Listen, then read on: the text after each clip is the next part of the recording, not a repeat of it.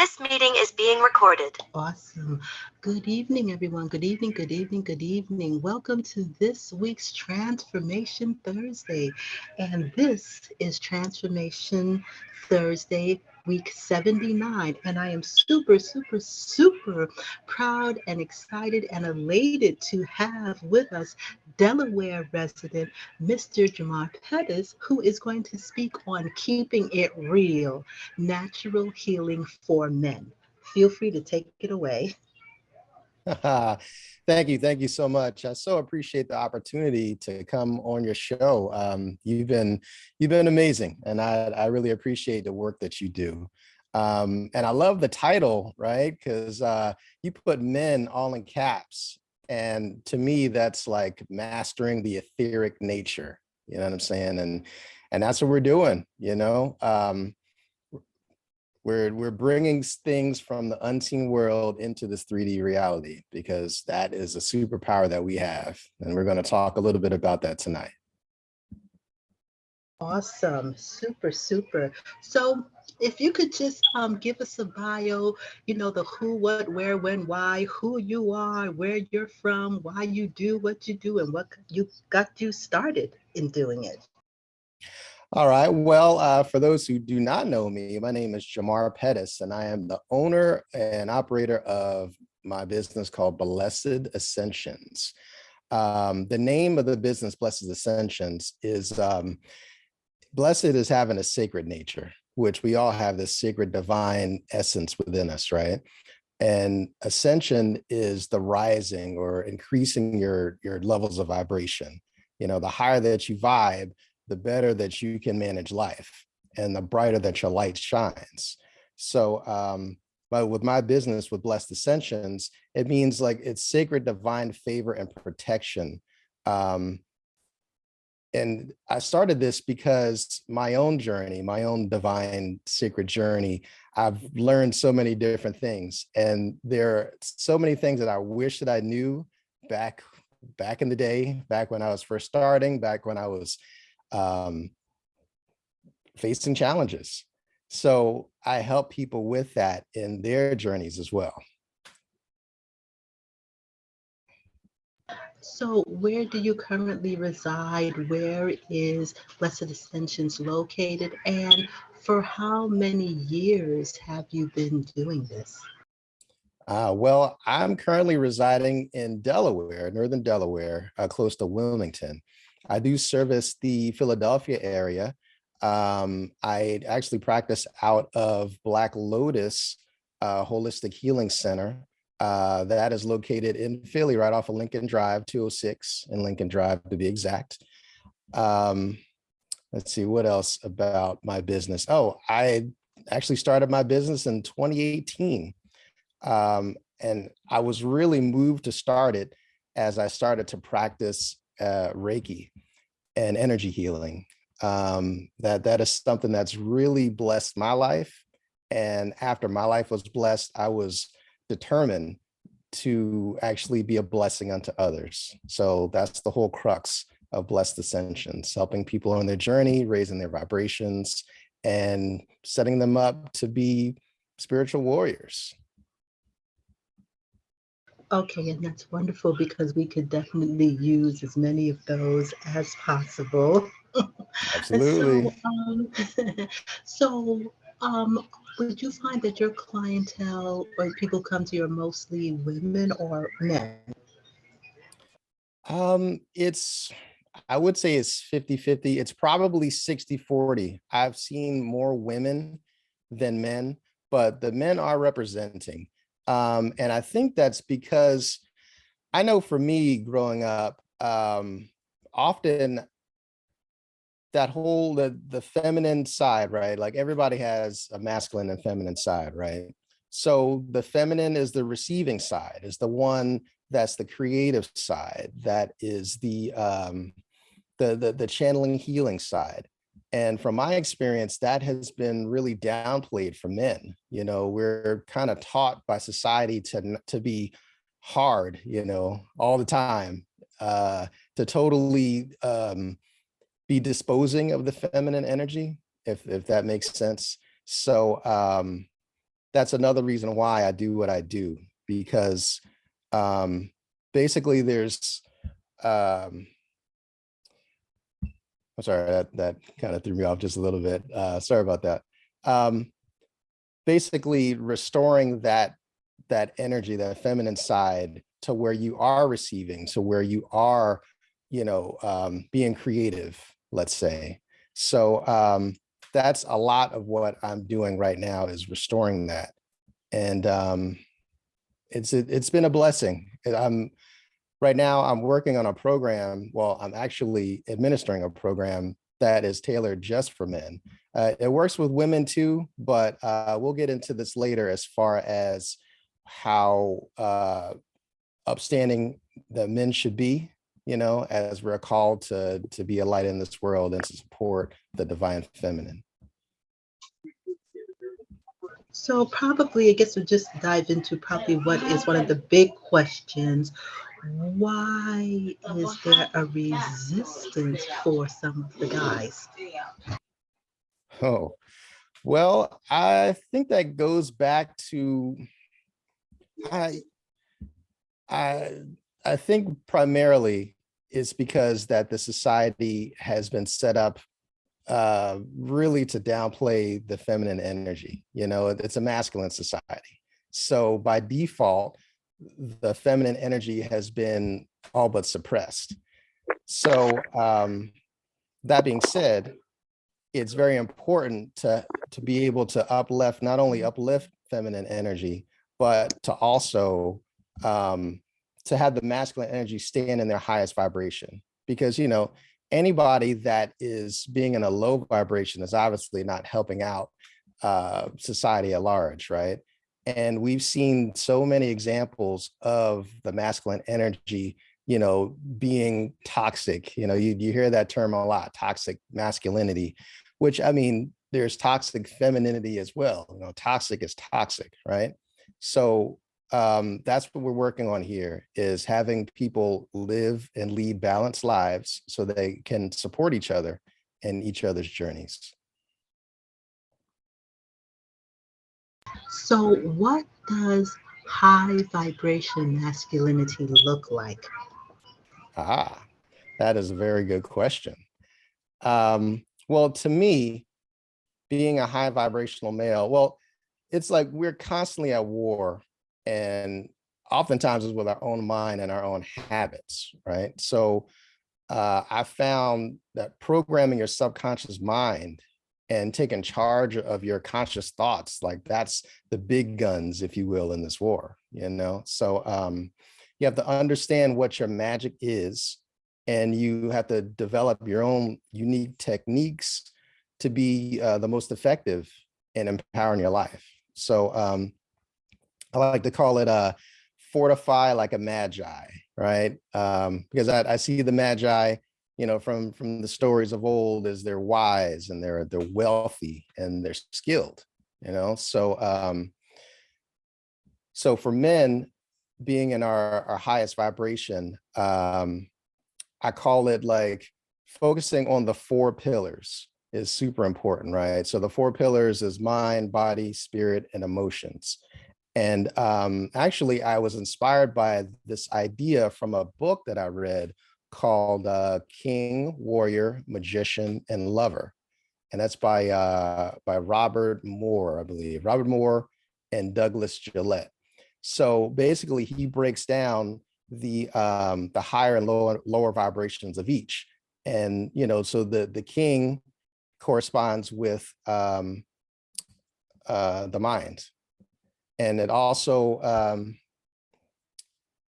the king corresponds with the mind. The warrior corresponds with the body. The magician corresponds with the spirit, and the lover corresponds with the emotion. So in their highest vibration, all of these are, well, let's go through them. All right. So the function of the king, like in its fullness, is like the ordering first, right? And second is like providing that fertility and the blessing. The king is like the earthly conduit to the divine world. And he has the responsibility in its highest vibration to live like according to Mayat or divine order, or like in Asia, they call it the Tao, meaning the way. So, and of course, he functions best with a creative partnership, with the divine goddess, right? Meaning the divine feminine. So we got the king, the warrior. That's the aspect that we're training our bodies, but also training the mind, and have them both be in the best possible shape. And the mind is important too, because yeah, you can be strong, you be a strong man, but you need to have the clarity to act decisively in any situation, right? So that's the warrior. The magician, he's the aspect, his aspect is the knower, the priest, the shaman, the one that has knowledge of how energy flows, and then mastering, containing and channeling that energy. The lover is the deeply sensual and sensitive to the world and without shame. So it's really about accepting your true divine nature as a divine masculine, and holding to high esteem these 4 pillars, working on them every single day in order to be the best person that you can be.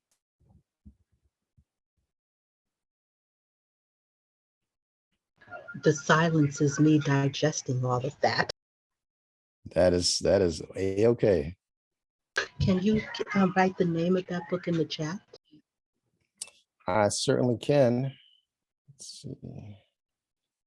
Yeah, I would definitely recommend this to men and women.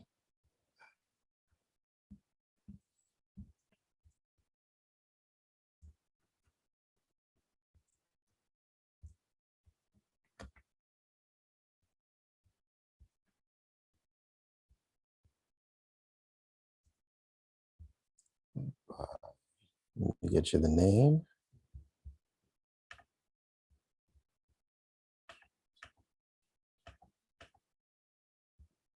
Robert Moore.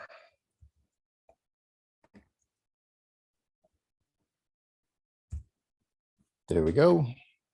Okay, thank you. So, what has been some of the resistance that you've experienced on this path? Well, quite a bit of resistance, actually, as we all experience. Well, and I guess it started for me as a young child. I naturally embraced my connection to God and the divine, as all kids do, when we're mad young. I knew what my empathic gifts, skills, and abilities were. I mean, it was just natural to me. But I found out earlier, like, that's not really the way society was set up at the time. It wasn't considered normal for a male child to be a sensitive being. So, it kind of led me to feeling like, an outcast, or, being teased for who it is that I was. And that really led me to suppress and bury the gifts that I had. Which I saw them like as a burden back then, like, why do I feel things so deeply? I didn't understand, why I was made this way, even though it's truly a blessing to have these gifts. So, this led to years of being out of alignment with my own divine nature. And I find that there's a lot of people that have been there or are there now and really turning their lives around for the better. I always knew that God was strong within me, and I had an intimate connection. And I'm not even going to front. Religion tried to teach me that God was outside of myself, and that I wasn't the divine being that I was, and I was some wretched sinner. But that was so limiting and disempowering. To tell a young kid that and have them grow up like that. That really, that's not the business right there. And then on top of that, of course, the family dysfunction, which a lot of people have, that's another thing where they've been kind of taught all their lives to do things that really aren't in alignment. And then, they teach that to the children. And then of course that just has them turn from that divine nature and then just try to be like everyone else. So, and again, that is what led me to Blessed Ascensions, because my spiritual journey, you know, I remembered what I went through, and how when I focused on honoring my divine nature and shining my own light, and being the blessing that I came here to be, that's when I was standing in my true authentic self. And you know, I like manifesting miracles here on earth, you know, and I like other spiritual beings to do the same. So it's like I've gone through some things in my spiritual healing journey. You know, I've purged, I've cleansed, I've released blockages. I released what wasn't in my highest good. We talked about dysfunctional families, codependency, sexual assault, mental blockages, health concerns. I mean, you know, I've forgiven myself and forgiven others. And I continue to cultivate my spiritual gifts and abilities, which is also important. And being that I've always been a writer, I've been able to record the things that work for me. And, you know, that's what I'm joyfully sharing. You know, there's the processes and systems that I've been blessed to learn and that I really wish that I had earlier on. So, you know, by like no means have I arrived, you know, at the utmost pinnacle of sagehood, right? No one has, of course, but the continued work on myself for self-mastery, I mean, it's just, it affords you so many numerous victories and steady growth, you know, seemingly against like all the odds. So that's what I do. That's what I've been up against. And that's what I show others, you know, cultivating a high degree of self-love, like through ritual. So in addition to Reiki, what are some other modalities that you know and share? Oh, well, I've been using all manner of sound healing for the longest time now. There's another book that I would recommend called Hidden Messages in Water by Dr. Emoto. And his work is fascinating. You know, what he came up with is basically that vibration, that water holds vibration, right? And furthermore, when you speak to it, it holds that frequency. So like if you're speaking to it lovingly, and then you go like water plants with it, or you drink it, you know, that is a benefit to you. And conversely, like if you're speaking ill to it, and you water plants with it or whatever, the plant wilts and dies. So that really struck me as profound, because, you know, our body is made of more than 70% of water.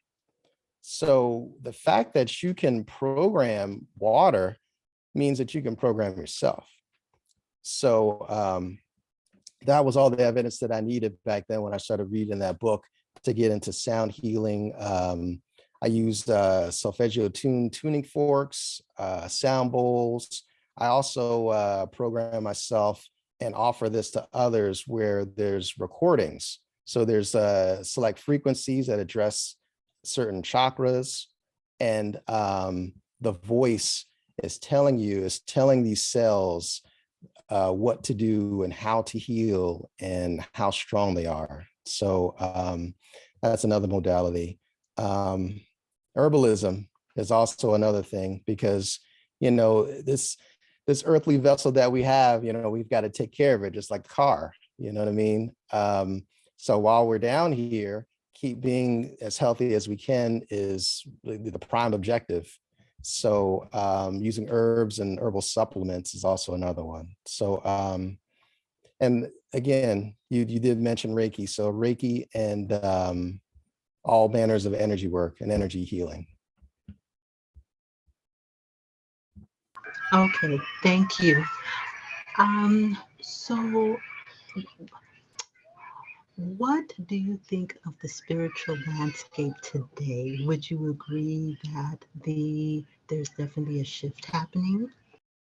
Oh God, yes. I mean, it's really beautiful to see because when I was first getting into metaphysics and things like, I watch people like Brother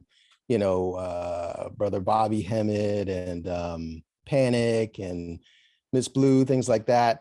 And people were into it, but not as much as right now. There's so many people that are coming around right now and they see that they are divine beings, and they have this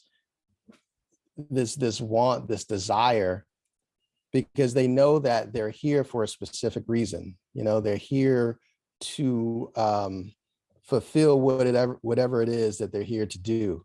So is that I'm seeing so many people and so many young people at that, like the generation, 2 generations after me. I'm X, so we're talking about the Ys and the millennials. Like even them, like they're on it, So I mean, I love working with these people because they're already switched on, like they're ready to go, yeah. And so it's definitely on the rise. um all manner of spirituality, metaphysics. Yeah, it's looking really good for us right now. Looking really good. Yes, I like that. So, what are some of are there some like general questions or some questions that many of your clients seem to have? Like, is there one standard question that you find many people come to you like they have the same question? Is there like one subject or one topic that people really seem to hone into or want to know? I don't think there's just one topic. A lot of people, like from my generation, they'll want to know, like, is Reiki okay? Is Reiki evil? Is divination, are you, talking to demons and things like this?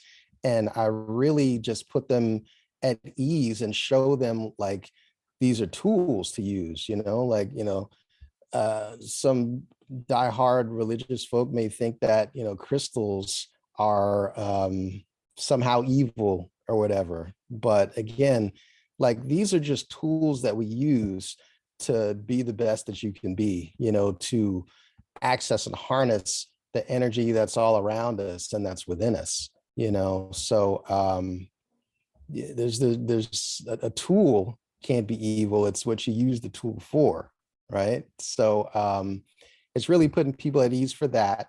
And the biggest thing, I mean, in all honesty, is time management and discipline. People know that they have something to do. And I'll give you an example. Like like let's say you go to work, right? Let's say you're like you're in the medical field, and the boss tells you, hey, I need you to bring these clients in and prep them and get them ready. You go and do that, right? Or a mechanic, he's got to fix these cars, right? These people that's counting on him to change a transmission, so he goes and he does that, right? But a lot of people, sometimes all of us on our spiritual journey, we know we have these things to do, yet we put them off, like, oh yeah, you know what? Tonight I'm gonna journal about my day. And then it's just like, I don't feel like it when you get there, and it's like, wait, what? Like, if that was your boss, if your boss at work told you to do that, would you just blow them off and say, like, nah, I don't feel like it? Like, no. So there's like I guess a bringing back of a respect that you have for yourself, and realizing at what high regard you need to hold yourself and conduct yourself in order to get things done. So that's a lot of what I do, is hold people accountable. Like I help them make the plans, and then I show them the tools and the resources to use. And then we set out to, schedule, okay, this is what you're going to do at this point in time, so that there's no like swing to the left or right. This stuff needs to be done, and it needs to be done for your good. So that's really the bulk of what I've run into so far. You said putting yourself first, but how did you say that? I forget, you said it in a certain way. I know I need to be like writing it down when people say things that are very profound, but it's like, yeah, being responsible for yourself. And it's something I posted earlier today about discipline, doing the things that you don't want to do now to be able to Yes. be where you really want to be. Yes, when you're talking about your boss giving you an assignment, like I feel like the poster child for procrastination sometimes, so I understand. Oh yes. Trust me, I've been there. I know a little bit about procrastination. Oh my God. Um, but again, it really helps to set those milestones. And a lot of people, I mean, I didn't know about doing that before. So it really helps when you kind of lay it out for people and to kind of be there with them to coach them, because we've all fallen short. We've all been there where, I mean, we may have got a little lazy, or may have, not done the things that we were supposed to do. But there comes a point when people just get tired of that. They're like, you know what? I'm tired of my own BS right now. Like this thing hasn't been done. I haven't written in my journal. I haven't exercised in, several months. So like once they're tired of the BS, they, they have that want to do better. And that's where I come in. So at which point do you get tired of the BS? And I guess that's like the key. Yeah. I mean, I guess it's different for each person. I mean, it all depends on how long you allow yourself to go astray. And again, a lot of times it's people dealing with their trauma or their issues or their shadow side. You know what I mean? Like a lot of times, people need that comfort, and they turn to maybe the wrong things for that comfort, whether it be like alcohol or drinking. Or I know for me, a big thing for me was, the fear of like, oh, well, maybe this is going to rub some people the wrong way. Maybe I shouldn't show up for myself and be authentic, or, like it's that's not going to work. And once you realize that, because, when you're ready, you realize it. And when you're ready, all these things start falling into place, and I love seeing it when that light comes on in people's eyes and they're just like, okay, you know what? I'm ready to do this. Let's go. And that's where the results come in. So do you coach them to get to that point? Oh, absolutely. I meet with clients and I start with what it is that they want, like where do they see themselves? What do they feel that their mission is? So then once we get that, like that's so important, because setting intentions is everything, like your words lead your thoughts, and they define your reality, right? They define this world for you. So it's like programming a computer, you need to put in good commands, right? So once we know what it is that you want out of this, then we set aside the time to actually schedule it, and then go from 0 to 100. But it's all in steps, it's all in what people can handle, and then we can ramp it up a little at a time. Some people are ready, man. Some people, they go and they're hungry, and some people they need to work on their discipline first, or some people even need to work on, okay, well, I feel like I have this big purpose, but I need to find out what that purpose is. So then we just spend some more time exploring that, and that's okay. Yeah, so there's a multitude of things and tools and programs that we go through. It's just one step at a time. And the most important thing is taking that first step. Okay, so looks like we have some guests here. If they want Welcome. to introduce themselves, Mr. Troy, Mr. Melvin, if you'd just like to say a quick hello and introduce yourself. Yeah, hello. I'm Troy. I'm sorry about that. I was multitasking. I was doing some homework with my daughter at the same time. I'm looking forward. I'm working with Jamar is working with me right now. So far, I've been making some good progress. I got another 6 weeks here in Iowa, and I'm hoping to get back with a clean slate and have more positive energy.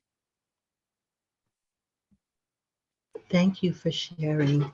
Thank you. Yeah, he's Troy. That's one of my best clients right there. He was one of the ones that was just switched on. He came to me, and I love how synchronicity works, right? And it's like the people who work with me are supposed to be working with me, and he's definitely that one that came to work, that came to get it done, came ready to go. So there's big things in store for Troy. So shout out to you, man. Awesome. Love to hear these success stories. Mr. Melvin. Peace, Melvin.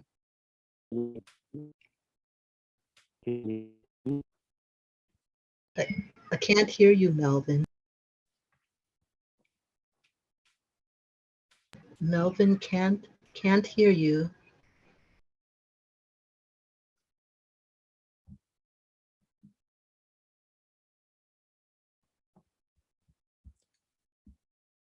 Oh, the audio was a little off, but Yeah. You there, buddy? Yeah, can you hear me? A little bit. Hello? It's still it's still a little wonky, but I can hear you much better than before. Yeah, I don't know what's going on with it. Hi, my name is Melvin Walters, and as you can see, I put my logo up there. I'm happy about that. What's going on, Abena? I'm pretty much familiar with what it is that you're going through, my brother. Continue to do the work.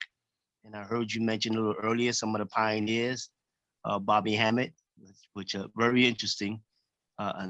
Delbert Blair, very interesting brothers as well. Yeah, they are definitely way before their time. So good stuff. African metaphysics. So just keep it going. All right. Appreciate you, man. Okay. Yes, sir. Likewise. So I have a question. Do you also work with youth? Do you work with a lot of young people? Do you work with families with young children? Yes, I actually am open with it. Now, I haven't had, clients that have paid, but I do work with children as well, because it is correct that yes, they are the future, and I love seeing that brightness, the ready for the world, it's just like, yeah, show me something cool, I love that. So yes, I do work with them. They're unofficial clients, let's put it that way.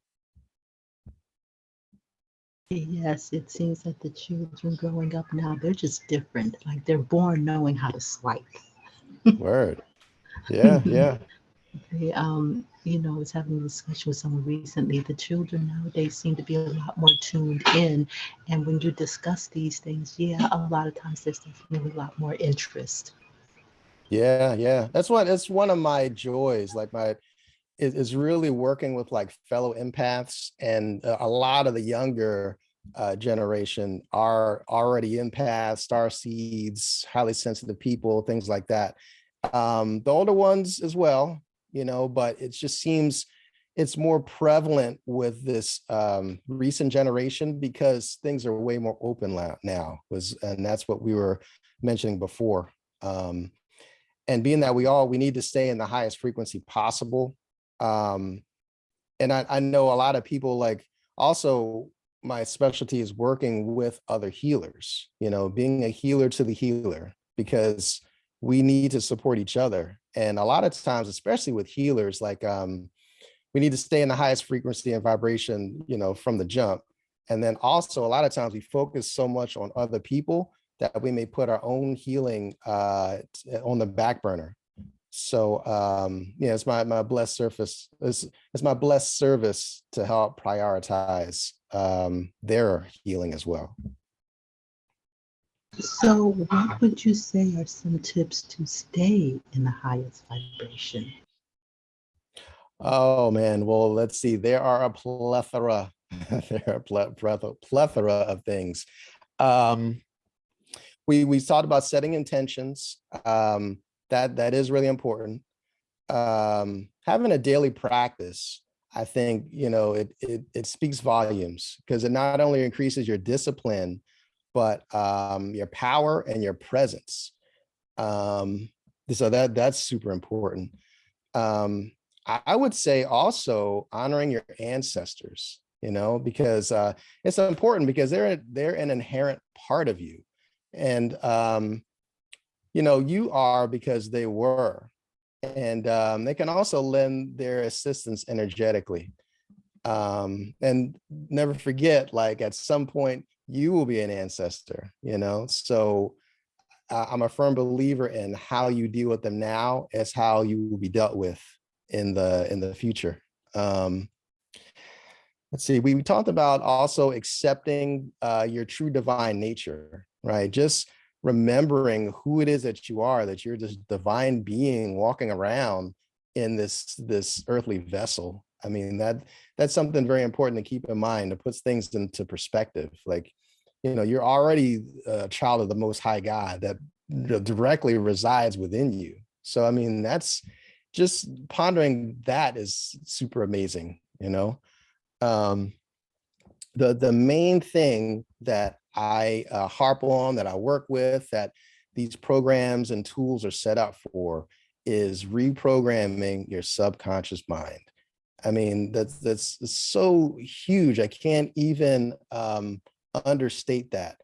The subconscious mind controls the vast majority of your mental and physical functions. Like that's the beast to tame if you really truly want to do this work and keep your vibration high. There's also rituals, that are like, I call them the ultimate life hacks. They help magnetize your intentions to you, like as if it was on autopilot. A quick story. I was talking to one of my buddies, and he was telling me how he sold his house several years ago. And again, there was synchronicity with him. He was going to Home Depot or Lowe's, whichever one, and he was buying these things, and he met this lady that asked, like, if he was religious or whatever, and he said, he goes to church, and she told him, maybe this was a direct channel for him, but she said, look, this is what you need to do. You need to get a small statue, order this off of Amazon, a statue of the saint, and you bury it in your front lawn and say this prayer and leave it be, right? Now, I'm telling you, this guy, he had mad problems selling this home, right? He ran into a whole bunch of people that, jerked him around or whatever the case was, right?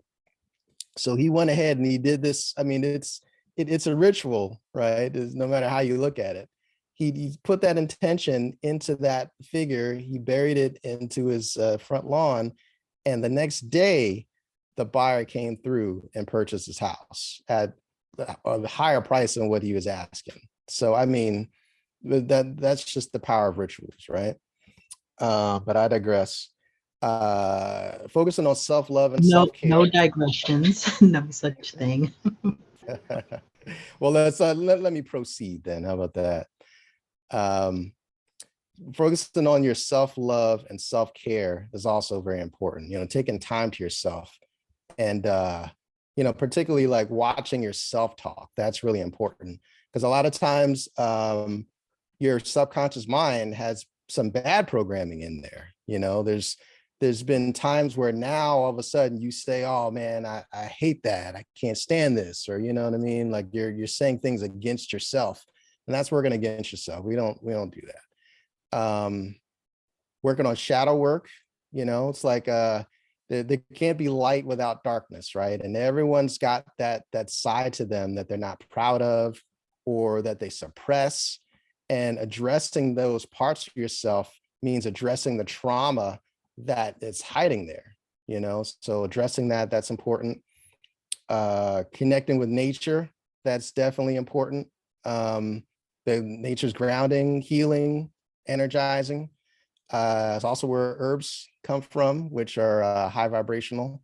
So that's definitely something. Probably one more thing that I could think of is your diet, nutrition, and supplementation. Speaking about herbs, in fact, because your ultimate goal is to be as clean and as clear as possible, and you know, that's in order to like hold the most light inside you. And again, it's just like that metaphor with the car. You know, you have to take care of your car, make sure it's gassed up, make sure it's running correctly.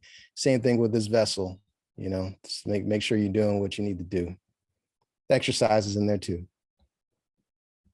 So let me ask you about shadow work. What do you define it as, and what are some things that you can do when you get to the rough parts, the parts that you don't want to face, or when it gets really rocky, or when you're like, no, that's not me? So what are some tips that you can use when you reach those points? Well, a big thing is writing, and really coming to terms with your emotions, how it is that you're feeling and going about things. So, excuse me, when these feelings and emotions of like anger or fear or regret come up, it's really not pushing it away. It's embracing that feeling. You know, it's kind of like with working out, right? Like exercise. Let's say you're lifting weights, since we're focusing on the guys tonight, right? So you're lifting weights, there's that pain, you know, as you're doing it. No pain, no gain, right? So you're not afraid of that pain. You're not running from it. You're embracing it because you know that discomfort is going to make your muscles big. It's going to make you stronger, right? So same thing with shadow work. The way that I've been doing it, just one of the many ways that you can approach it is, when those emotions come up, write it down. What is it that I'm feeling? Why is it that I'm feeling this way?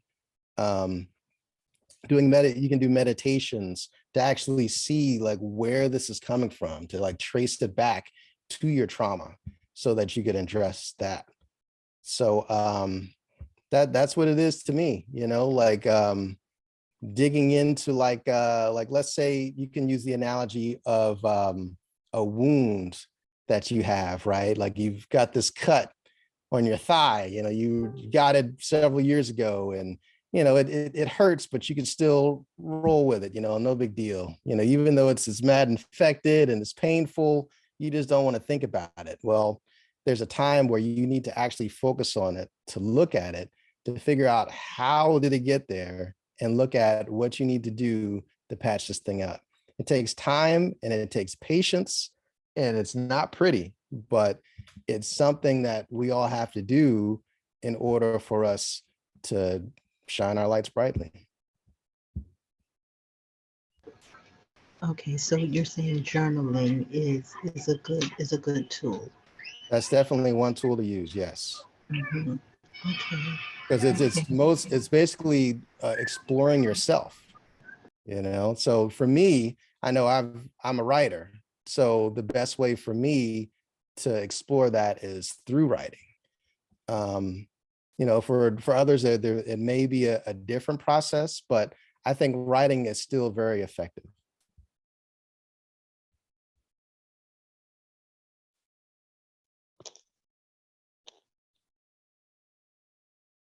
Mr. Melvin, you were going to say something?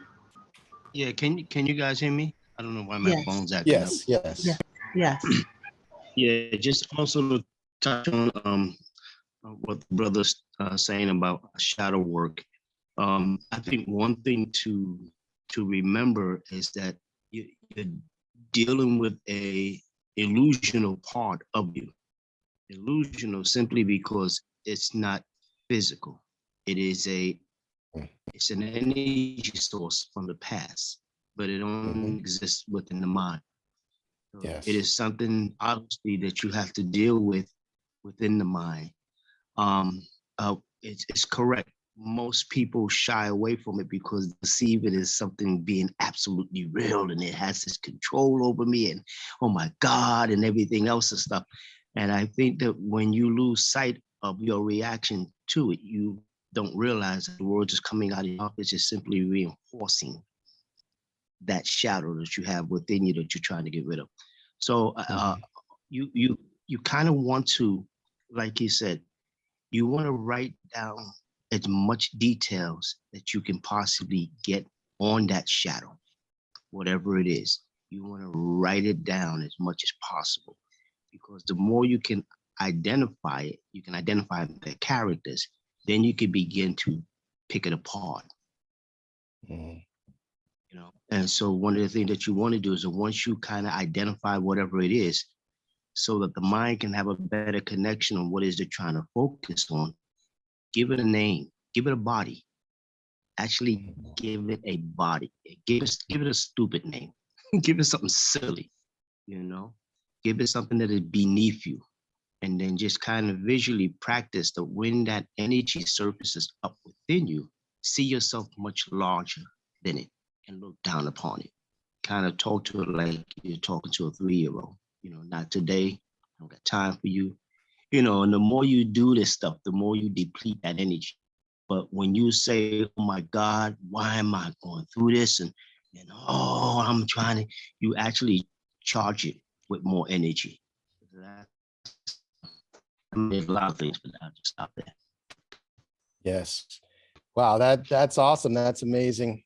I appreciate that input as well. And that's a technique that we use as well. That's actually also a technique that you help children deal with monsters, right? Because it's the same concept. It's this monster in their mind that, just like the brother Melvin said very eloquently, it's not real. You know, it's all in your mind. So changing what your perception is of that's not bigger than you, that's not more powerful than you. You are the one that holds the power here.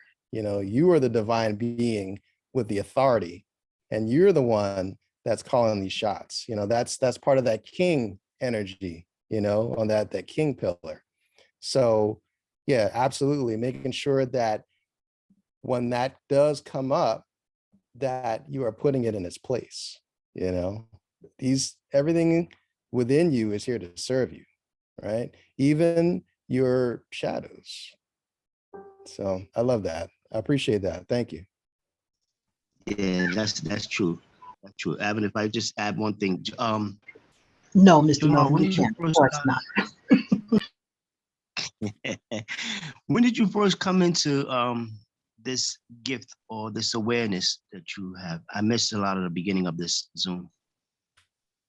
What was the experience, better yet, that you had? No. What was the experience that you had that kind of led you on this path? Well, I remember as a child having gift, skills, and abilities, just like we all do. It's just more pronounced when you're young because you don't have a lot of these mental blockages and challenges back then. But I think the biggest thing, one of the biggest events in my life that really brought this out of me was my sexual assault. And that was kind of put on the back burner to whereas, you know, everything, like I noticed everything, you know, and I felt everything. I saw everything, you know, and it was very, very intense. And that was part of the reason why I shut it down, because it was too much at the time. In fact, it was so much so that I totally forgot, like it was blocked out of my mind. And the only reason why it came back to my remembrance was because of my very first Reiki treatment. Now, I was living in Washington State at the time, and I searched high and low for a melanated Reiki practitioner, you know, and I finally found one, very, very gifted sister, right? So I went into the session, you know, she did the treatment. She's very intuitive. And after the session, she was like, you know, let me talk to you. Let me holler at you real quick. So I sat down, and she was like, did anything happen to you? Like, do you have any memories around your 12th year? And I honestly had no idea. I was like, no, that's news to me, right? And it wasn't until like maybe a week after like everything, you know, that the energies are subtle, right? So a lot of times it's not like immediate, you know, it takes time to hash out. So it was after that all that came back into my remembrance. And then all of a sudden, I had all of these things to deal with. You know, I had real shadow work to do, right? So that did two things. You know, number one, I saw why I was the way that I was. And I saw what was truly within me that I had to address. And then two, that really put me on the road to wanting to study Reiki and energy healing. Because I was like, well, if this happened to me and now I can uncover it and address it, you know, I want to help other people to do the same thing. So that's when that happened, brother.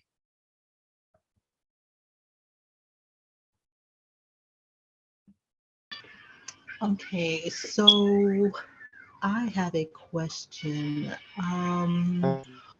What do you recommend for young men in the urban settings? What is the what are the steps for healing for them, for even addressing healing for them? What would you say to that? Well, I would definitely find people that support you. You know, a lot of people, young and old people, we are, you know, we have people that we hang with, you know, for better or for worse, and really starting to make sure that the people in your life that you want to emulate are in your life. You know, the people in your life that are going to support you in what it is that you are here to do and who it is that you are, they need to be in your life. And the people that don't support you or that bring any kind of drama or, you know, are going to pull you down to where you were formerly, they need to be out of your life.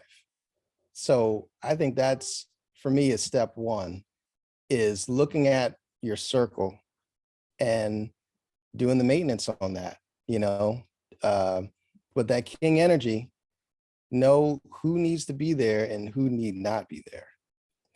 That would be number one.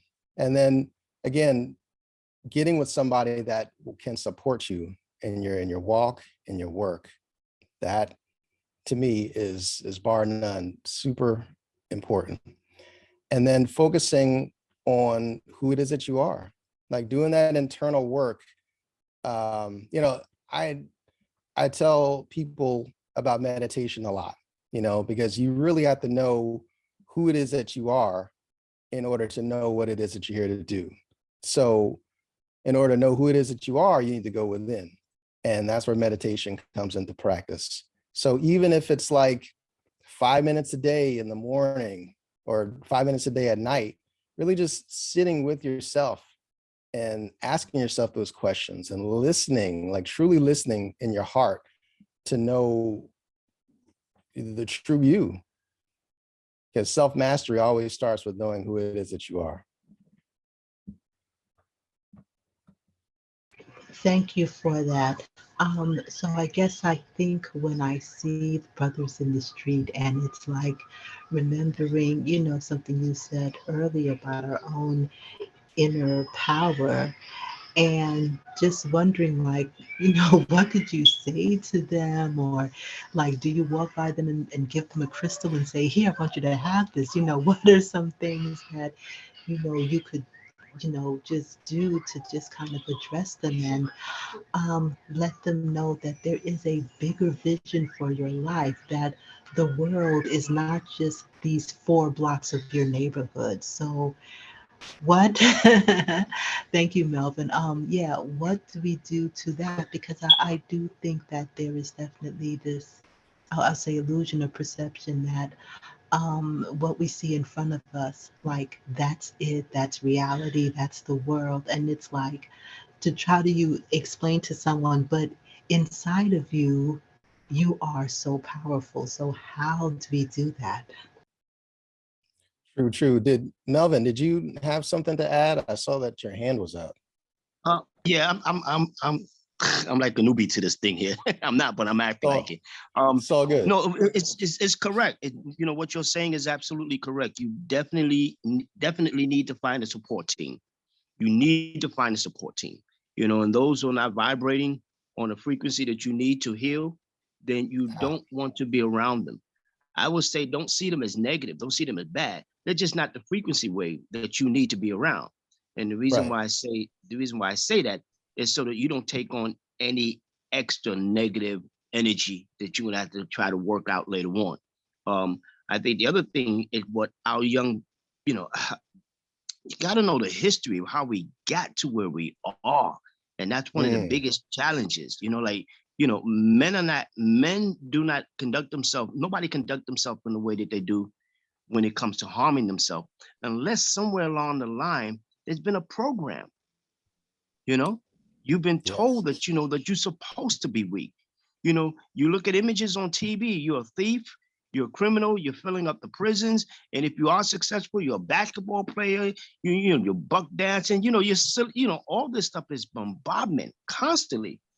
But the young brothers as well as sisters, but we're talking about the brothers, they what answers do I have? I feel locked in a cell with an artificial self that seems to be taking me over. And I think that one of them, a lot of them needs to realize that, first of all, you're loved, man. Okay, regardless of what you've gone through, you are loved, but you first have to begin to love yourself and see that you're living through an illusion. That's a whole nother story there. But you are greatness. But it's not just enough to tell them that they're greatness. You have to be able to show them. You have to introduce them to things. But yeah, man, we are powerful beings. There is no human being living on this planet that is weak. We just lack the information that is needed to move beyond from where we are. That's all I want to say. I love it. I love it. Very well said, Melvin.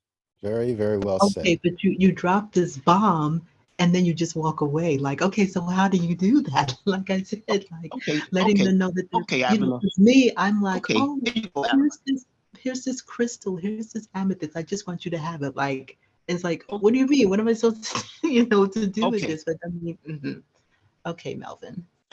Okay, you see the logo?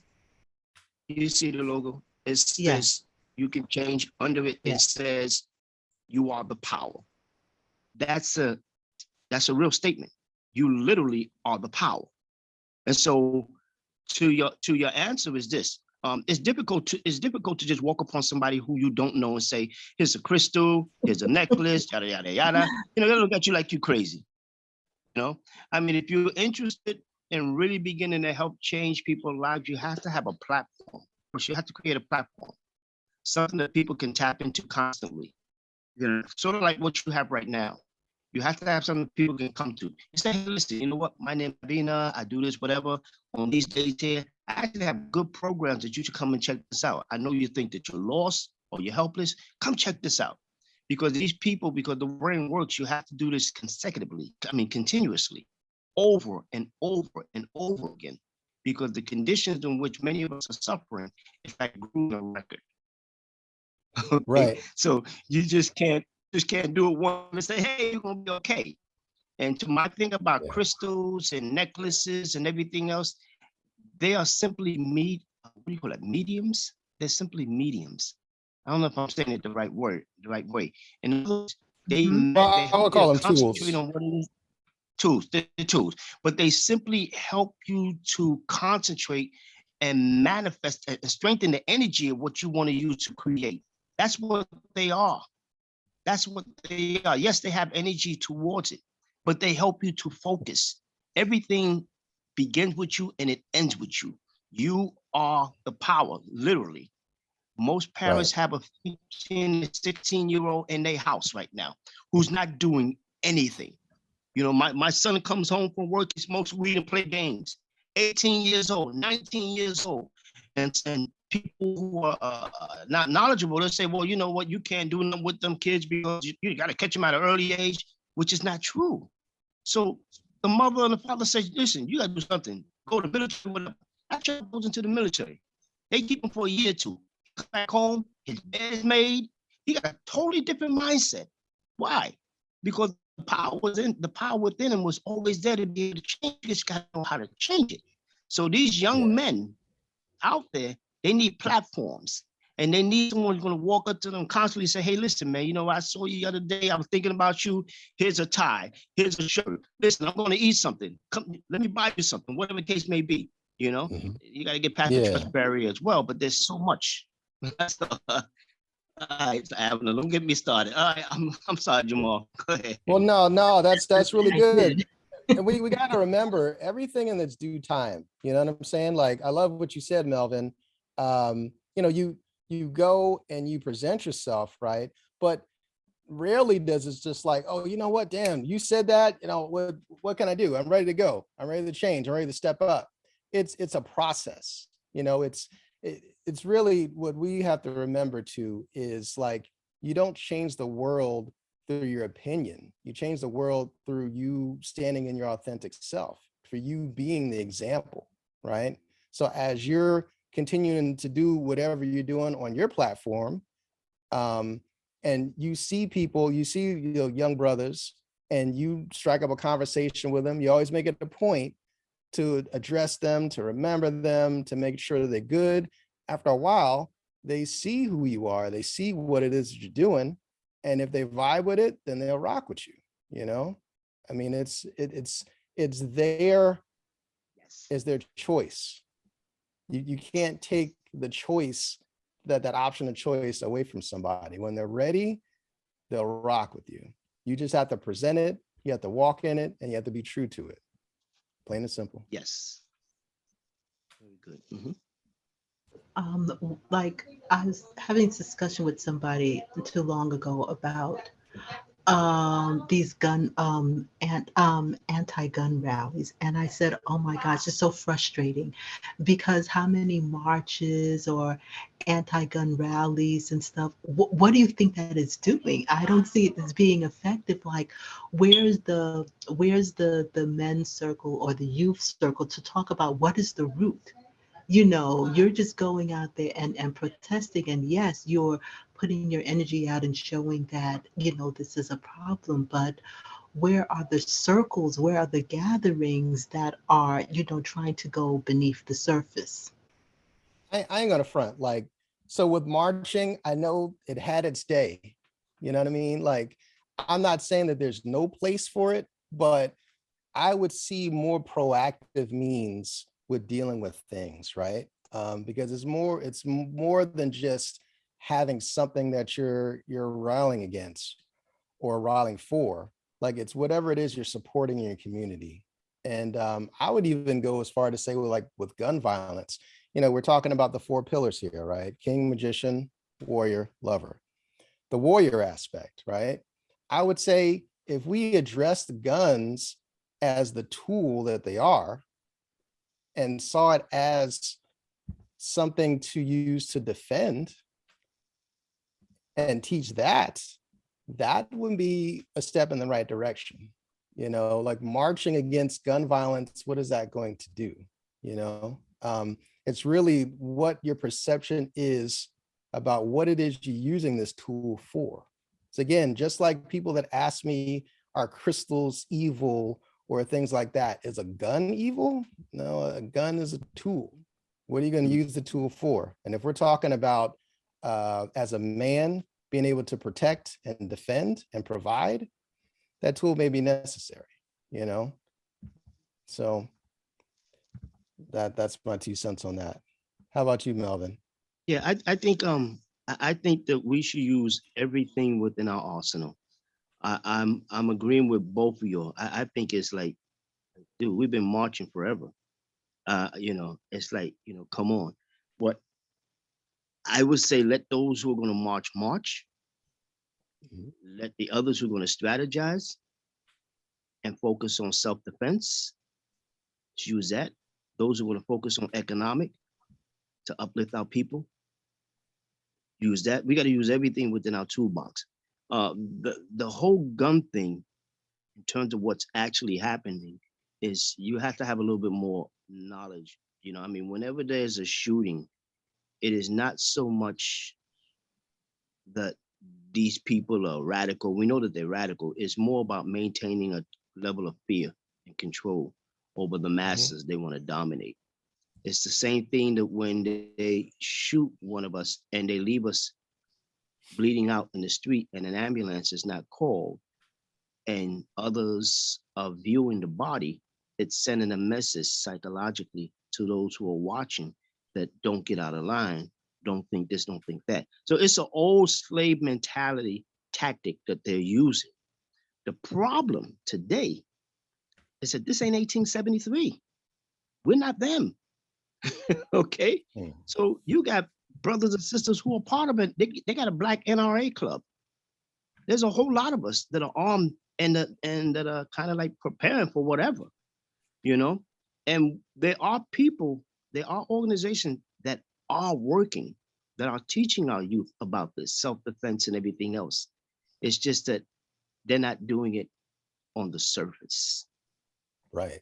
It's And there cognitive. used to be, and that's one of the big things that we've lost as a community, as a culture, as rites of passage, whether it Mhm. be for women or men, right? So like for young boys, for example, right? Rites of passage could be, you're taking that boy out hunting, or you're showing him these certain things that will prepare him to stand strong on the four pillars, right? To be that king, magician, warrior, and lover, high, vibrating in the highest vibration, right?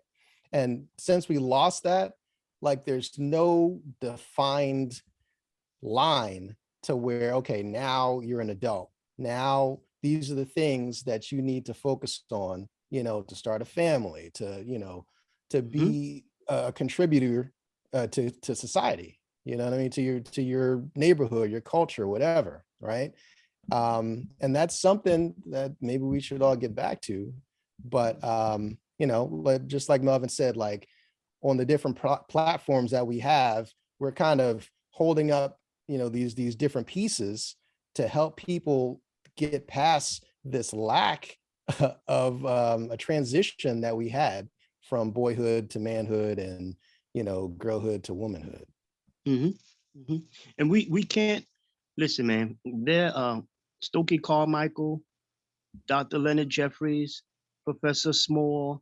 I mean, a whole host of brothers and sisters. Even the sister who wrote on that thing on post-traumatic slave history. What's her name? I forgot. She wrote on Dr. post-traumatic Joy slave. Leary. Yeah, right. And also Dr. Drew Pookrum. She's a Yeah. you know who she is, and Deep Sister, man. All of them are Mhm. telling us that we have the power, but we've been so badly beat up psychologically that we don't believe it. We don't believe it.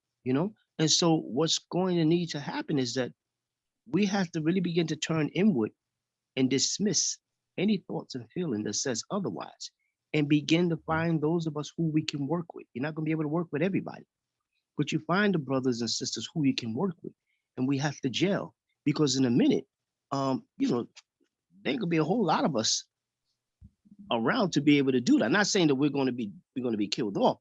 I'm just simply saying it's not as strong as it was in the 60s. It's not as strong as it was in the 50s. It's not as strong as it was in the 40s. We become too Americanized, and we lost the African concept of what it is to be a human being under this European. So we got work to do. Well, I think that one of the big things that I see that's very enheartening, and that's what me and Abena were just talking about too, what we discussed before, is that you see people that's coming up that's ready to go. You know, they are all ready to be molded. They're ready to take these steps.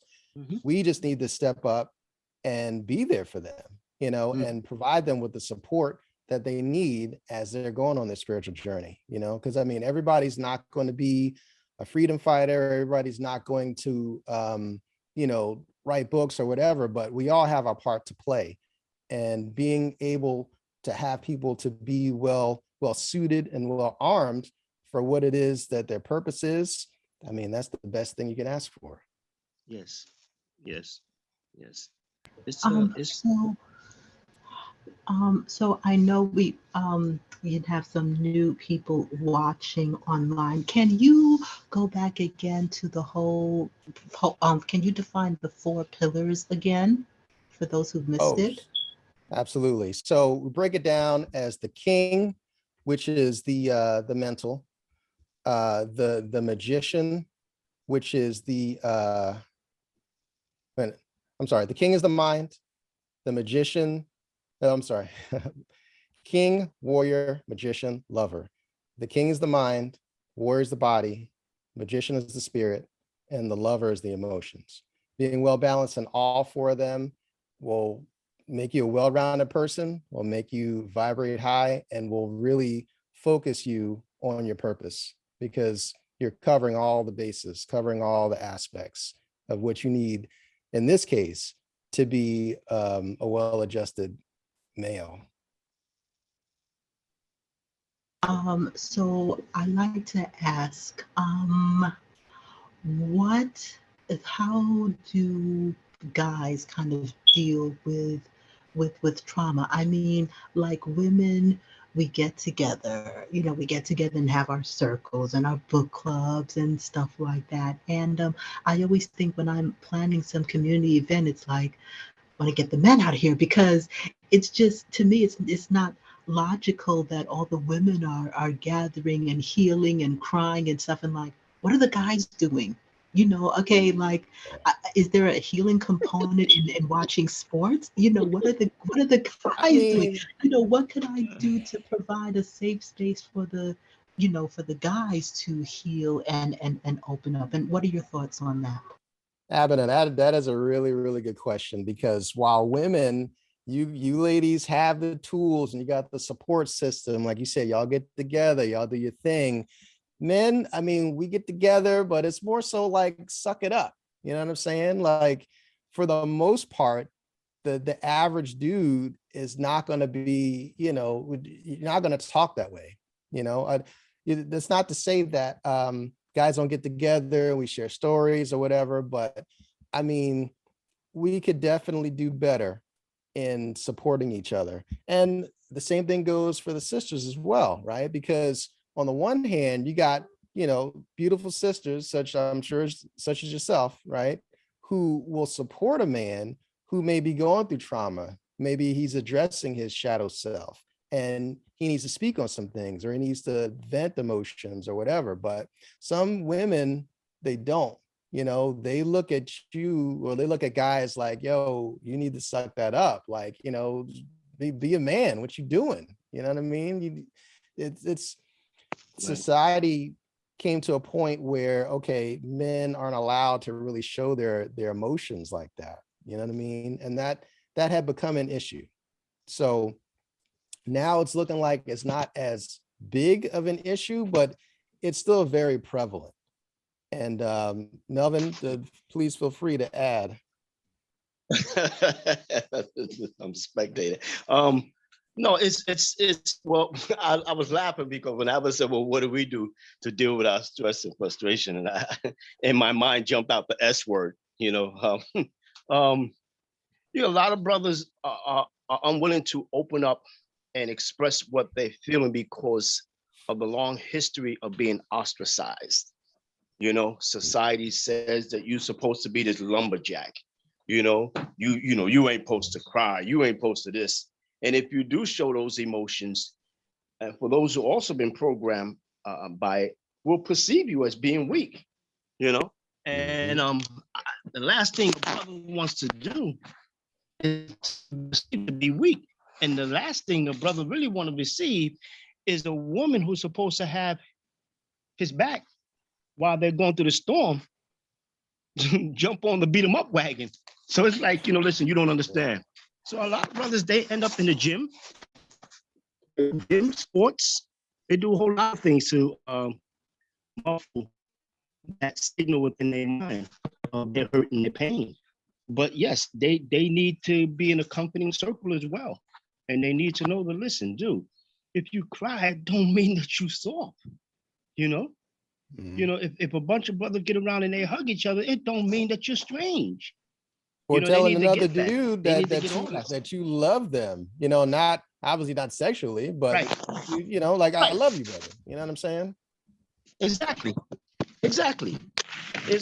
I mean, me and my brothers and friends, when we hang up on each other, it's like, yo, I love you too. And what it means is that, I love you and I appreciate you. It means I appreciate you, I respect you. That's what it means. It doesn't mean anything else. But yes, we got work to do on ourselves and as a community, Absolutely. But we're trying, sisters. For the sisters who are out there, believe me, we are trying. And this organization that I'm forming is just for everything that we're talking about. It's taken a while because this has a lot of components that need to be put in place. But we are trying, sisters. We just need a little bit of compassion and understanding and support. And don't be deceived that the reason why there's so many women now working and in positions of, I want to be careful when I say it because I want people to take it the wrong way. The reason why the households have more women working than they have men is because the system made sure that the men was not going to be around to do it. So it's like, oh man, so it's a lot. I'm done. Yeah, thank you for that. Because I do see a lot of conversations happening where it's acknowledged that the silence is acknowledged and the need to be more open. I love the fact that there is a lot of dialogue happening around mental health for men. Mental health for women and mental health for men as well, and tools such as therapy and meditation and stuff. So I'm really, really, really grateful that that's happening. So that the image of the rah pounding your chest, like, because you just know that's unhealthy. Where are you releasing, where are you expressing? Like, you're not made of wood, you're not made of stone. So I guess it's very important to create these very safe spaces for everyone, because we all have our wounds and we all have our traumas to deal with. Right. And to answer your question, that's what we do. We create those safe spaces for men and for women. But we're talking about men right now, right? And as far as the women too, your support. I mean, your support is really vital, because we can't really do this without each other. I mean, not really effectively. Yes. You know what I mean? Like the king needs the queen. You know what I'm saying? And with that comes the support that the queen brings. So yeah, and then definitely, like you said, like with myself with Blessed Ascensions, I'll be doing men's groups, book clubs, and creating safe spaces for us to get together and to help support one another as well. And I know Melvin, you're doing your thing as well. So peace to you. Shout out to you as well. Yes, I'm trying. I'm trying. This is a real challenge. Abner, there's an organization in Jamar, there's an organization out in New Jersey. It's called Step to the Future. Very interesting organization. This is all black boys. And they're in Newark. So you know what's up with that. And they have their rites of passage. They're training them martial arts. They're training them in the African history. Teach them how to be man, how to be a man. They also got a program right now that they're teaching them for community self-defense and on behalf of what just happened in Buffalo. How do you recognize suspicious vehicles or whatever within the community, you know, some people may say is that needed. It's definitely needed. So they're called Step to the Future. They're out in Jersey. Oh, okay. I think, and do they do the stepping classes also? Because I think I've heard of that one before. No, they don't do stepping. Not these brothers.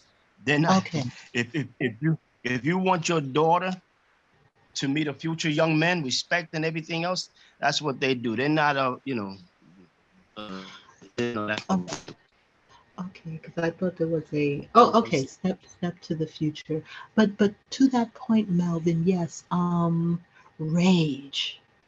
Rage. Um Mhm. how can we assist each other in dealing with rage? Jamar, can I do something, Jamar? How you pronounce your name, Jamar? Say again. You kind of broke Jamar, up. pronounce your name. Yeah, you Pronounce got your it, name for Jamar. me. Okay, Jamar. Jamar. Yeah. I was saying, can I take this one? Rage. Let's Go do for it it. like this. I'm gonna go into what I really do. When we talk about rage, it doesn't matter who you are, a human, animal, whatever. When we talk about rage, the part of your brain that takes over to protect your biosystem is the parasympathetic system. That part of the brain kicks in automatically when it feels it has no options, when it feels all hope is lost.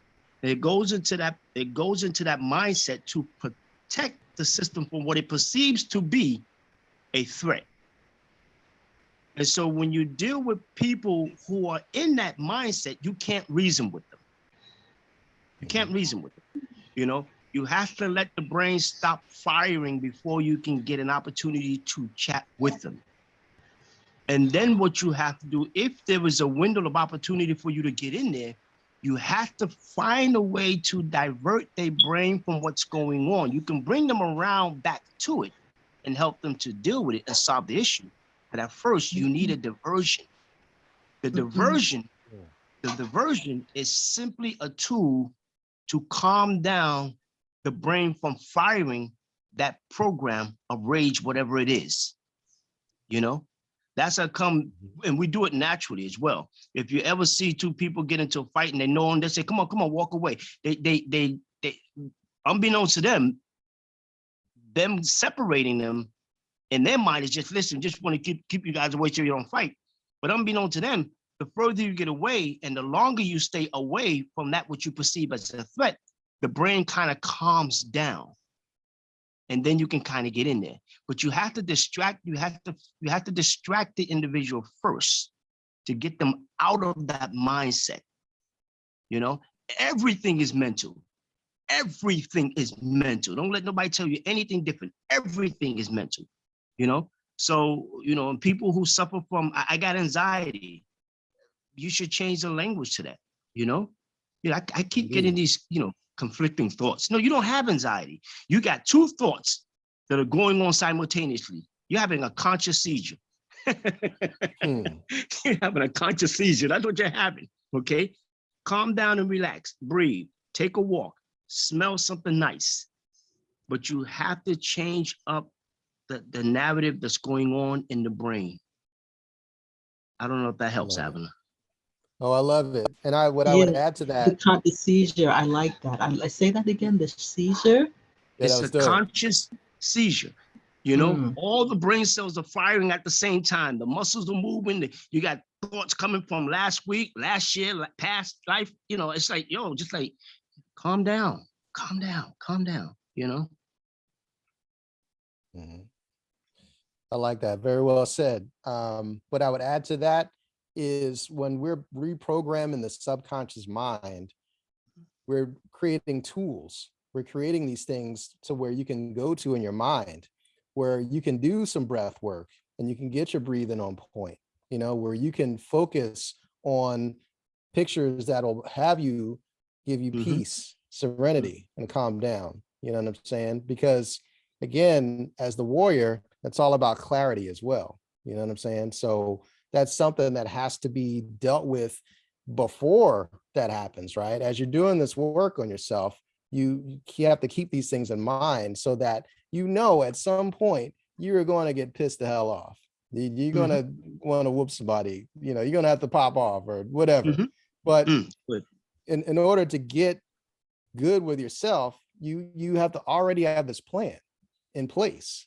And yes, I love what you said. You know what I'm saying? That the mind is super, super powerful. Whatever you tell yourself, that's what your story is, right? So I know one of the lower vibration of the warrior is like the sadist who, you know, loves inflicting that pain, loves, you know, popping off on somebody because it feels that feeds that anger, you know what I'm saying? Or the other end is the masochist, right? That, you know, self-harms or whatever, right? But again, you have to be ready for this, and you have to create these things as you're doing this work on your subconscious mind. And I have this thing that I have in my program that I'm writing for the youth, and it's called consequential thinking, teaching them consequential thinking. So in other words, you went to school and this person bullied you, and you're tired of being bullied by this person, and now you're saying to yourself, I'm going to do something. And so before you act, you have to train yourself to get into what is called consequential thinking. So now you're thinking of everything that could go on, everything that might happen based upon the actions that you're going to take. Then you want to see that action. So if I decided to run up on this dude and take a baseball bat to him, and his head is splattered all over the place, I'm playing all the scenarios that's going to happen to me after I take that action, you know? If I take a different action, I'm looking at that as well. Consequential thinking before you actually act. So I give that. That's good. Awesome.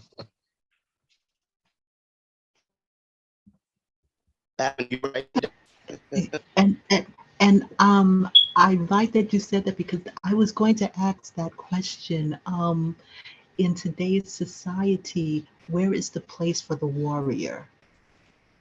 So if that's one of the pillars, where is the place for the warrior? Because it seems that this society does not allow expression of all of those pillars. So what happens with that warrior? Where does that energy go? Ooh, that is a good question. That's a place that needs to be created. You know, as we're going through building these pillars, this is a place that's created, because there is really no good place for the warrior. In fact, you know, going back with what Melvin was talking about, you know, in times before with the enslavement and everything like that, I mean, we've been kind of taught to dial everything down, you know what I'm saying? To not be this powerful presence, you know, kind of shrinking yourself down, especially, you know, when you're in the company of, you know, other races, as far as, you know, talking about young Black men, right? So that being said, there does need to be a space created where that aspect of ourselves is honored, because again, if that's not addressed, if there's no safe space, then there's all kinds of leeway for the pop off, you know what I'm saying? For the low vibration of the warrior, because it's still there and ain't going nowhere. You know, it's going to pop up at some point in time. The point is to really manage that so that you're using it as a benefit. You know, you're using that energy, that mindset, you know, those feelings of maybe aggression, you know what I'm saying? That you maybe somebody did rub you the wrong way. Maybe you did everything right, and you have that place in your mind that invokes that peace, right? But you still may be thinking about that after the fact. So channeling that energy or transmuting that energy and bringing it to something else, bringing it to your workout, have that boost your workout to something crazy. You know what I'm saying? Channel that into something creative. You know what I'm saying? There needs to be a way for that to go. And that's what we are creating. Okay, thank you for that. So I just kind of alluding to a question I posed earlier. So ladies, we have the book clubs, different things like that. But what does healing look like for men? What does it what does it look like? Is there flexibility and opportunity for things like journaling, or what would it look like? And I say that as someone who would not want to be privy to that, but it's just curious as to what that would look like. A lot of it looks like confidence. Like you're having this individual, this male individual, carry himself with confidence and with power, and not even have to beg for respect. That's something that is already coming to you, because of what what it is that you embody. Just being your true authentic self and being comfortable with that. You know what I mean? Knowing that, you don't need anything from anyone. There's no codependency. You know what I'm saying? There's nothing that I have to beat my chest and say, I'm the big fish, I'm the big dog here. You know what I'm saying? Not seeing the world as lack, you know what I mean? Like not being in competition, like what, with Brother Melvin, you know what I'm saying? Like there's room for all of us, you know what I'm saying? There's plenty of work for us to all do, to make our mark in this world. So really walking like that. And again, what I say, as a magi, fortify like a magi. To me, fortifying yourself means like you're doing that work, you're doing that spiritual work. So when you're out and about, that you are at peace and you are ready for whatever it is that life has for you. You know what I'm saying? And that's what it looks like. I love that. I love that confidence. I love that, and I can envision that. Yeah, I really love that. Melvin, any comments on that? I just need for you to go a little bit more into what you meant, because I was thinking something different. Would you expound a little bit more on that question? On which part? What does healing look like, Avena? She was saying. What does healing look like? Like for Yeah. for men. Man, yeah. What do you mean exactly by that? I'm just need clarity.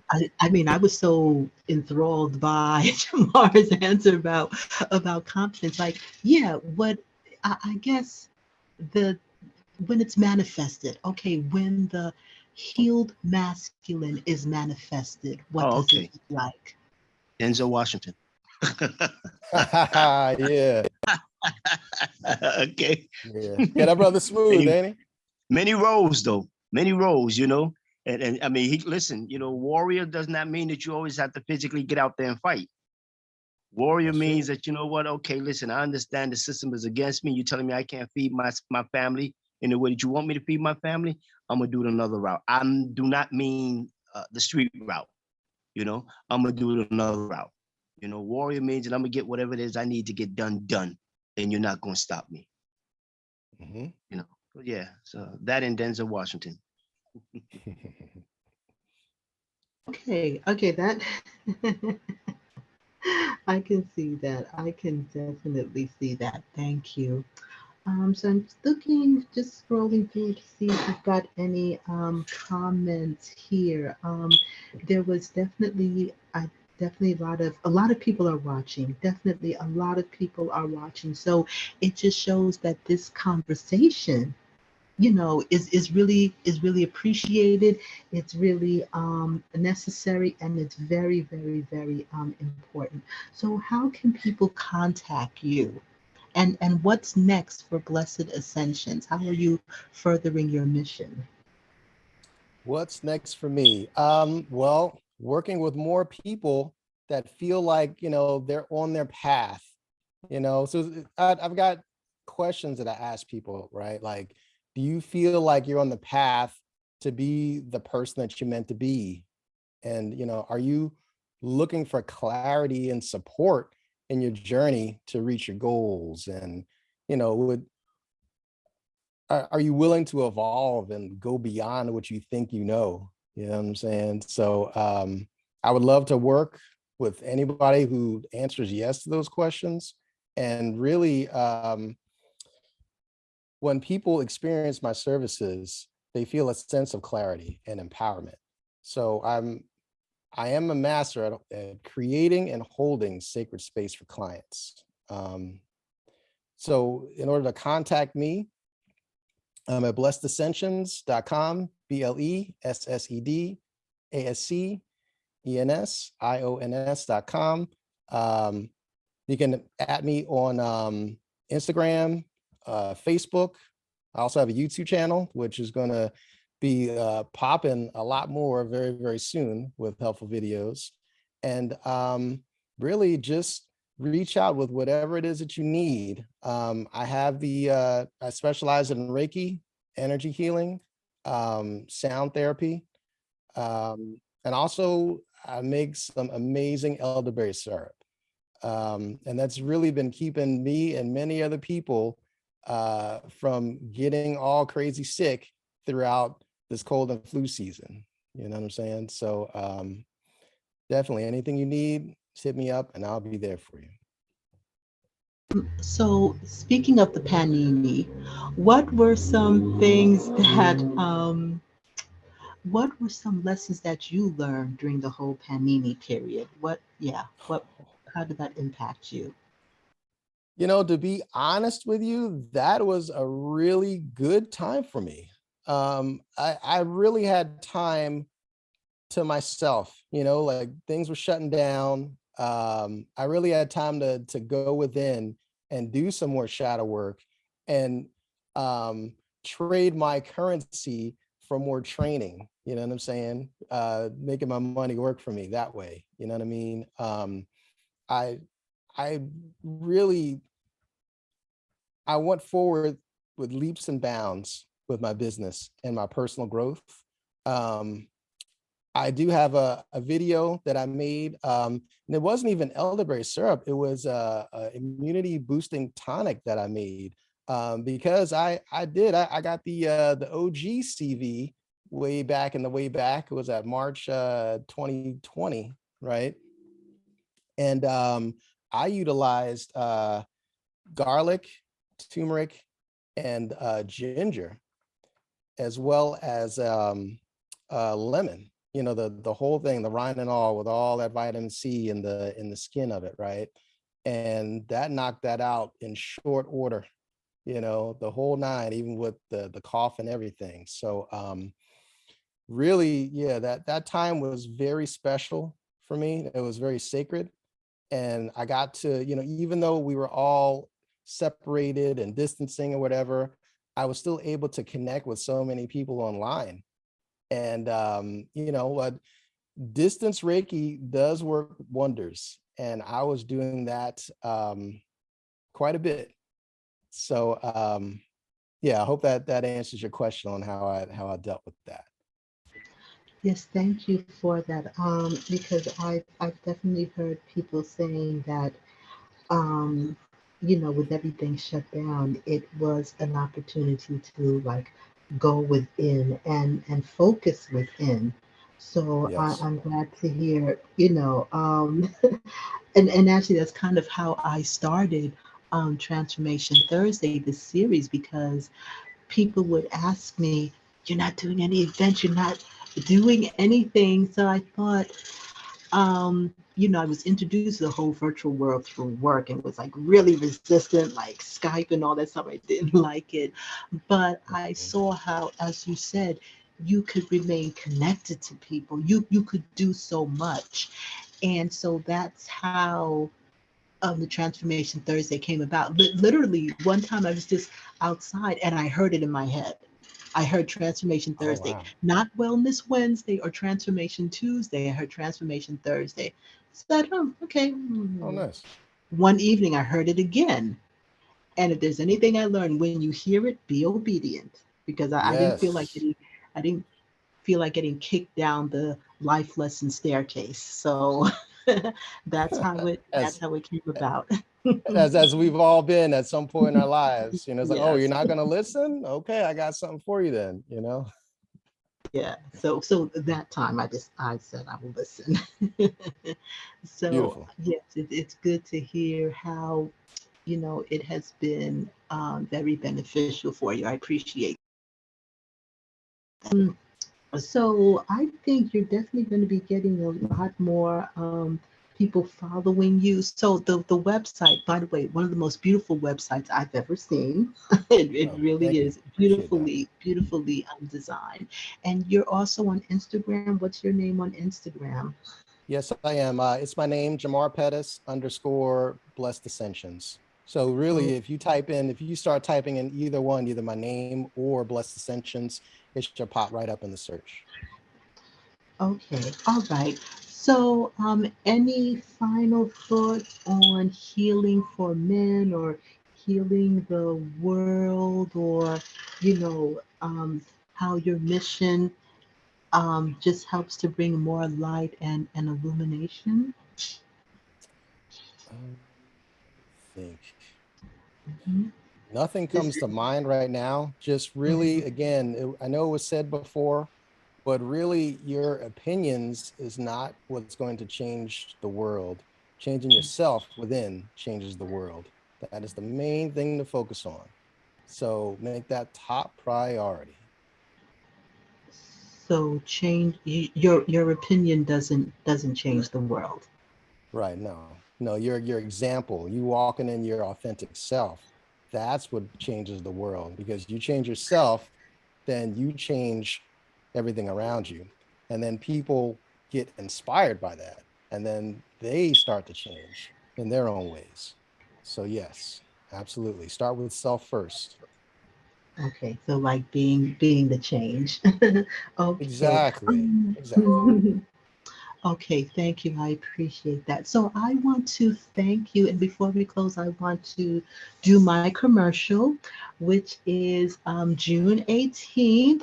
People follow me on Facebook know it's my profile picture. So you know that I'm doing this event on June 18th in the Bronx, the Melanated Soul Expo, which is a melanated, holistic, and mystical experience where if you're someone who's interested in auras and angels and herbs and galactic healing and interdimensional travel, and you believe in mermaids and leprechauns and all of that, this is the space for you to be.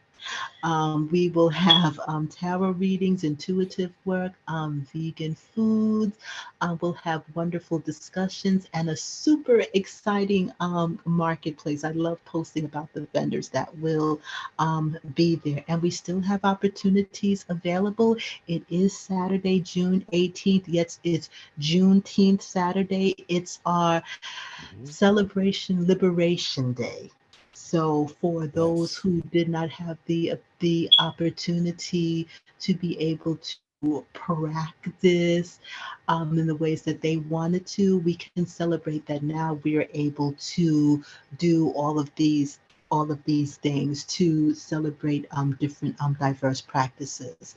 So it's on Instagram, it's on Facebook, the Melanated Soul Expo. So I hope to see you all there. Tickets are available on Eventbrite.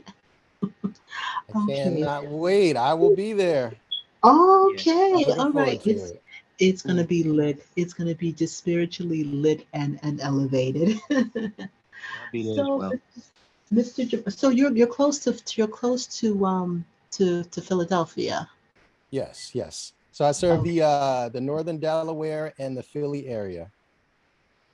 Okay. And I mean, Getting. even Jersey. I still got love for Jersey and Maryland.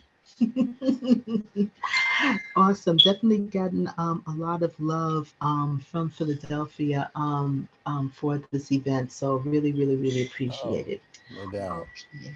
Okay. Well, I want to say thank you, thank you, thank you for your message. Again, it's blessedascensions.com.